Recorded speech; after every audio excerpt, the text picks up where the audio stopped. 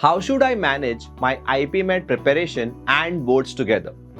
Now, this is one of the major challenge which is faced by most of the 12th standard students because they have to manage their boards along with the IPMAT preparation. Now, the preparation for IPMAT requires consistency. For this, for example, if a student is spending around 8 to 10 hours on a daily basis for his boards, which includes his school, college and tuitions, then at least 25% of that time should be spent on IPMAT preparation, which is around 1 to 2 hours.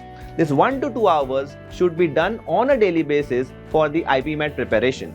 For this, we need to have the right plan of action and we need to know what exactly I'm going to do for the entire day. So the agenda should be clear, which can be done by making a weekly plan or maybe a 10-day plan or a 15-day plan.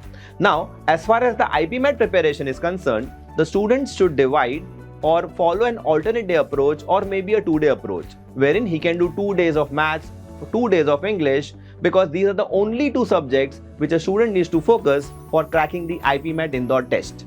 Now, the student should be aiming to complete the entire syllabus before he goes for a boards break.